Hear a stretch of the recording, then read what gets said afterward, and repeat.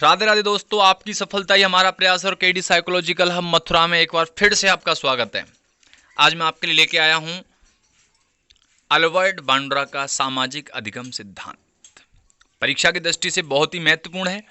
इससे पहले भी कुछ वीडियो हमने चैनल पर अपलोड किए हैं।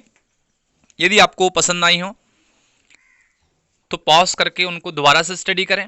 अगर नोट्स चाहिए तो हमारे नंबर पर हमें व्हाट्सएप पे अपना नाम और पता लिख करके भेजें, हम आपको पीडीएफ उपलब्ध कराएंगे। परीक्षा की दृष्टि से अल्बर्ट बांड्रा का सामाजिक अधिगम सिद्धांत, यहाँ से देखिए 4 क्वेश्चन बनते हैं। सबसे पहला तो अल्बर्ट बांड्रा ने कौन सा सिद्धांत दिया था, तो सामाजिक अधिगम का सिद्धांत। दूसरा क्वेश्चन बनता है कि प्रतिपादक जो अल्बर्ट बांड्रा थे वो संज्ञानात्मकवादी थे या व्यवहारवादी, तो वो थे संज्ञानात्मकवादी। तीसरा क्वेश्चन, ये कहाँ के निवासी थे, कनाडा।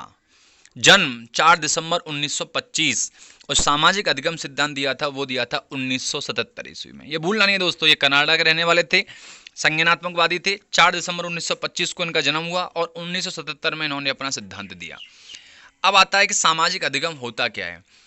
समाज द्वारा मान्य व्यवहारों को अपनाने तथा अमान्य व्यवहार को त्यागने के कारण ही यह सामाजिक अधिगम कहलाता है। आप ऐसे समझ लीजिए, समाज में जो भी व्यक्ति कोई भी व्यवहार करता है उसके व्यवहार को सीखना और ऐसे व्यवहार को त्याग देना जिसे समाज स्वीकार नहीं करती, वो कहलाता है सामाजिक अधिगम।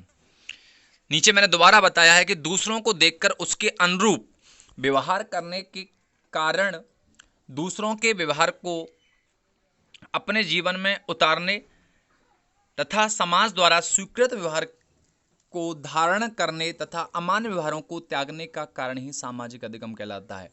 इस सिद्धांत में अनुकरण द्वारा सीखा जाता है, इसलिए इस सिद्धांत को अनुकरण का सिद्धांत भी कहा जाता है। आप ऐसे सोच लीजिए, समाज में जो भी व्यक्ति कोई कार्य करता है उसका अनुकरण करना और ऐसे व्यवहारों को त्याग देना जो समान जिसे समाज स्वीकार नहीं करती, वो कहलाता है सामाजिक अधिगम।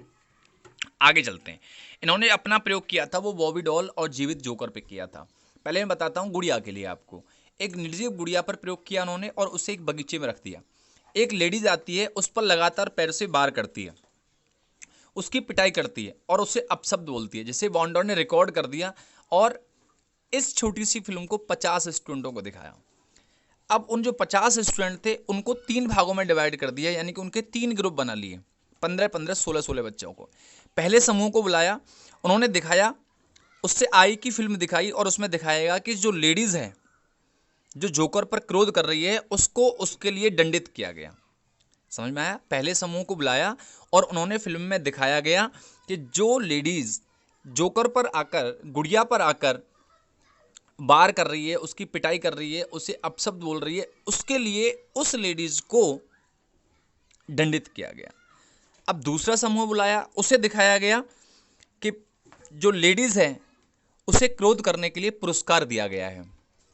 फिर से तीसरे समूह को बुलाया और उन्हें यह दिखाया गया कि उस लेडीज़ को न तो दंड मिला है और न पुरस्कार। पहले समूह को दिखाया गया कि उसे दंड दिया गया, दूसरे समूह को दिखाया गया कि उसे पुरस्कार दिया गया, तीसरे समूह को दिखाया गया कि न उसे दंड मिला है और न ही पुरस्कार। फिर से क्या किया कि फिल्म दिखाने के बाद उन सभी बच्चों को उसी गुड़िया के साथ में एक कमरे में बिठाया गया और उसका निरीक्षण किया। निरीक्षण करने के बाद ये पाया गया कि खिलौने के प्रति, यानी जो गुड़िया थी उसके प्रति आक्रामक व्यवहार के प्रति, पुरस्कार वाली फिल्म देखी थी उन बच्चों ने खिलौनों के प्रति आक्रामकता दिखाई।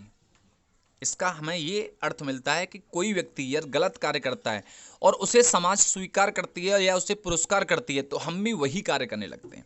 यही इसका सिद्धांत था और इसका निष्कर्ष ये निकला कि कोई प्राणी दूसरे के व्यवहार को देखकर ही सीखता है। उन्होंने देखा कि लेडीज आती है, वो गुड़िया को मारती है, अपशब्द बोलती है, पीटती है और उसके लिए उसको पुरस्कार मिलता है। तो जो बच्चे थे 50 बच्चे, उन्होंने भी यही कार्य किया, उस गुड़िया के प्रति आक्रामकता दिखाई, वो इसलिए कि उन्हें भी पुरस्कार मिलेगा उस लेडीज की तरह। ठीक है। दूसरा फिर उन्होंने जोकर पे किया था, उसके साथ भी ऐसा ही किया कि कुछ स्टूडेंटों ने उससे जाकर के हाथ मिलाया, बांड्रा ने उसको रिकॉर्ड कर लिया, कक्षा में उसे चलाया, बच्चे वैसा ही व्यवहार करते हैं जिस प्रकार से उन्होंने देखा। और इससे भी ये निष्कर्ष निकला कि हम दूसरों के अवलोकन से सीखते हैं, निरीक्षण के द्वारा सीखते हैं। आगे चलते हैं। इस सिद्धांत को किन और नामों से जाना जाता है? वेरी मोस्ट इंपोर्टेंट क्वेश्चन है ये कि सामाजिक अधिगम सिद्धांत को जो बांड्रा ने दिया था इसे किन और नामों से जाना जाता है? तो 3 और नाम है इसके। सामाजिक अधिगम सिद्धांत, यह मैं बता चुका हूं आपको। दूसरा है अवलोकन का सिद्धांत, निरीक्षण के द्वारा सीखना। तीसरा है अप्रत्यक्ष आत्मक का सिद्धांत, यानी अगर आपको कोई फिल्म दिखाता है या जैसा हम देखते हैं वैसा ही हम व्यवहार करते हैं। उसके बाद चलते हैं, अल्बर्ट बांड्रा ने अपने सिद्धांत के 4 मुख्य पद बताए थे। नंबर 1, सबसे पहला है अवधान। अवधान का मतलब होता है ध्यान, यानी कि अटेंशन। अटेंशन का ये है कि जो भी हम जिस चीज़ का अवलोकन कर रहे हैं या जिसको हम देख रहे हैं या जिसका हम अनुकरण कर रहे हैं, उससे पूरे ध्यान के साथ देखा जाए, उस पर अपने पूरे ध्यान को केंद्रित कर देना चाहिए। ये बांड्रा ने अपने सिद्धांत के पहले पद में बताया। निरीक्षणकर्ता का ध्यान अपनी ओर आकर्षित करने के लिए मॉडल आकर्षित, लोकप्रिय, रोचक व सफल होना चाहिए। यानी कि जो मॉडल है या जिस पर हम प्रयोग कर रहे हैं वो ऐसा हो कि जो अवलोकन करता है वो अपने पूरे ध्यान को उस मॉडल पर आकर्षित कर ले। दूसरा है धारण करना।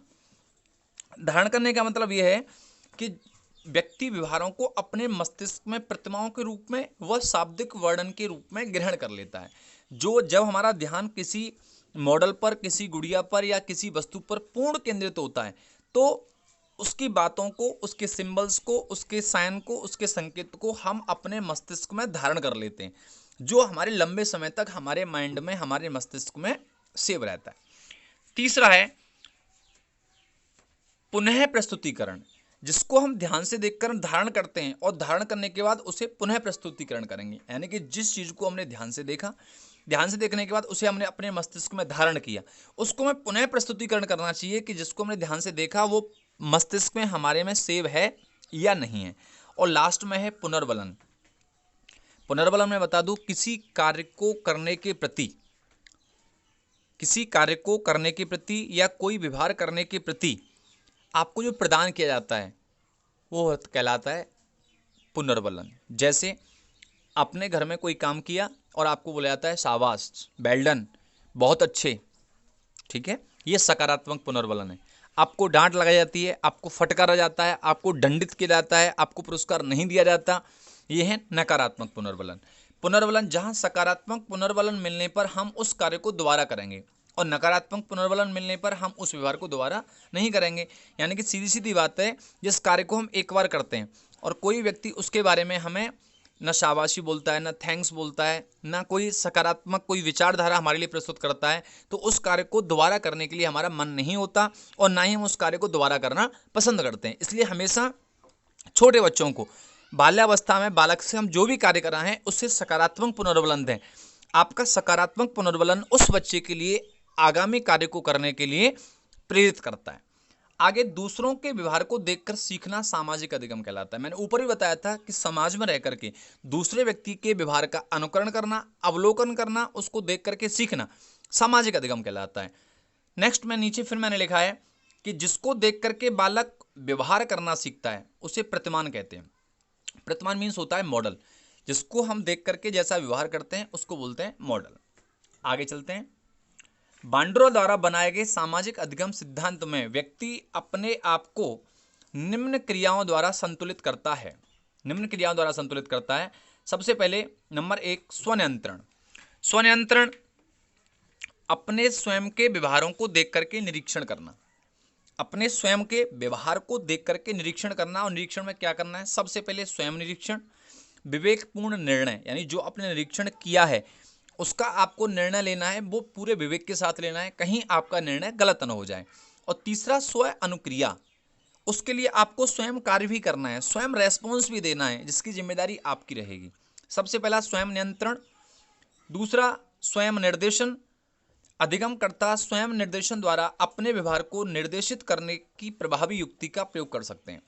आप स्वयं निर्देशन की अगर हम बात करते हैं तो अधिगम जो करता होता है, अधिगमकर्ता स्वयं निर्देशन द्वारा अपने व्यवहार को निर्देशित करने की प्रभावी युक्ति का प्रयोग कर सकते हैं।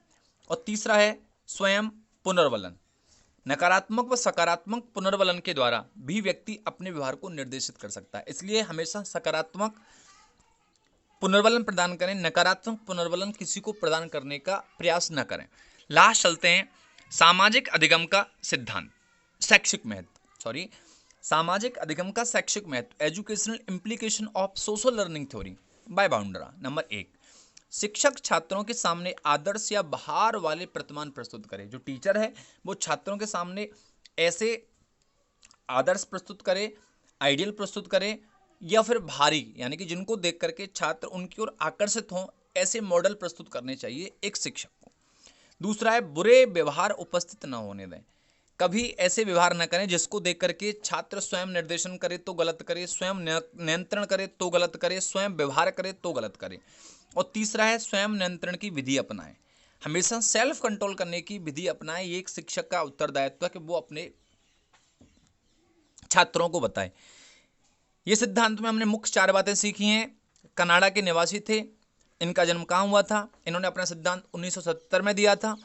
ये संज्ञानात्मकवादी थे। 4 इन्होंने अपने सिद्धांत के पद बताए। इन्होंने अपना प्रयोग जो किया था वो बेबी डॉल, जोकर दोनों पे किया था, ठीक है। और इन सब बच्चों ने ये सीखा कि अगर हम किसी के प्रति आक्रामकता का व्यवहार करते हैं और उसके लिए हमें पुरस्कार मिलता है तो हमें भी ऐसा व्यवहार करना चाहिए। यानी कि समाज में रह करके अनुकरण और अवलोकन के द्वारा सीखना ही सामाजिक अधिगम का सिद्धांत है। अगर मेरा सिद्धांत आपको पसंद आता है, आपको लगता है कि परीक्षा की दृष्टि से महत्वपूर्ण है, तो मेरे चैनल को सब्सक्राइब करिए, लाइक करिए, शेयर करिए। और पीडीएफ लेने के लिए मुझे व्हाट्सएप पर मेरे नंबर पर आप मुझे अपना नाम और पता लिख करके भेजिए, हम आपकी सहायता करेंगे। आपकी सफलता ही हमारा प्रयास है दोस्तों। जय हिंद, जय भारत।